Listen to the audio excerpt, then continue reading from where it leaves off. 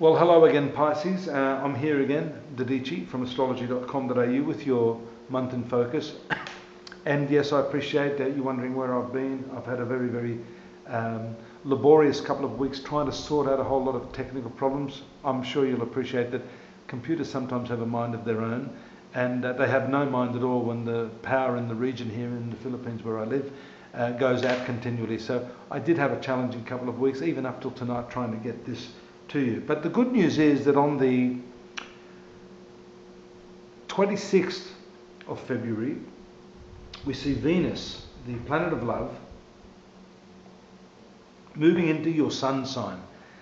And this placement of Venus in your sun sign of Pisces is its most excellent, it's a preeminent position.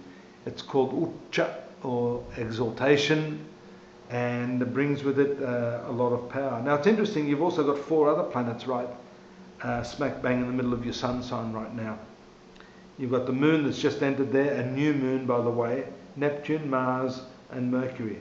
So there's a lot going on within yourself, Pisces, with a new moon there, friendly moon because it does rule the 5th house.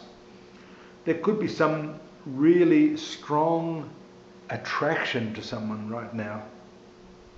Now this could be a romance or love affair. I'm leaning towards that, but sometimes because Neptune is a planet of spirituality and you are known to be the most evolved in the zodiac, that this could be like being enamored with someone who has some spiritual gems to offer you. Now, the planet Mars being there shows a lot of impulse, and here we have a very stark celestial event being the right angle to Jupiter in your 4th house. So this is very excessive, this is very demanding, this is very impulsive on your part. So you must be careful, especially with the new moon there, of not really throwing the baby out with the bathwater, especially if you're not particularly happy with the circumstances as they are. You'll be looking to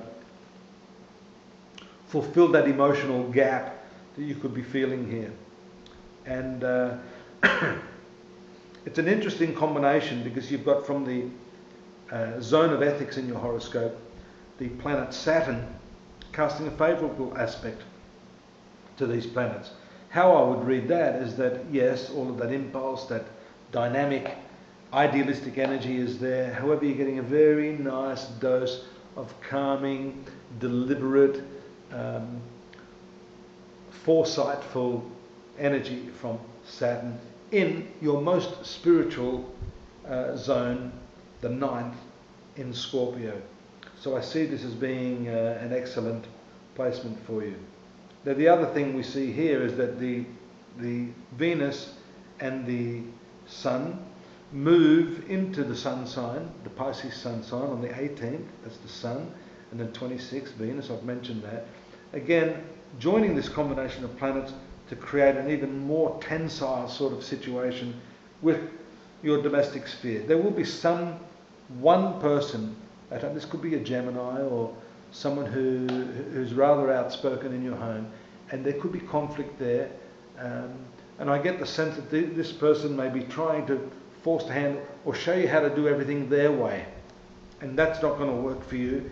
That's where the situation can become rather volatile. Now it's interesting, I mentioned Saturn beaming in its controlled and cautious energies from the zone of travel and higher education. That could be the solution. Taking some time out and not engaging or resisting this person who's trying to get you to do things their way. I love the old saying, an old work boss of mine once gave me. He said, show, not tell. So this month it's a case of really leading by example, not arguing with this person, and letting the results that you bring to the table speak for themselves. Mercury gives you the ability to use a little bit of humour to diffuse the situation, although I must say, just as I indicated, Venus will be in its strongest sign of Pisces, Mercury is currently in its weakest sign. So without getting too technical, what will happen on the 26th is that Venus will come in and actually lift and counteract the negative energies of Mercury. So what it shows me is Mercury is normally a humorous planet. Here in the sign of Pisces, you might have lost a little bit of a sense of humour.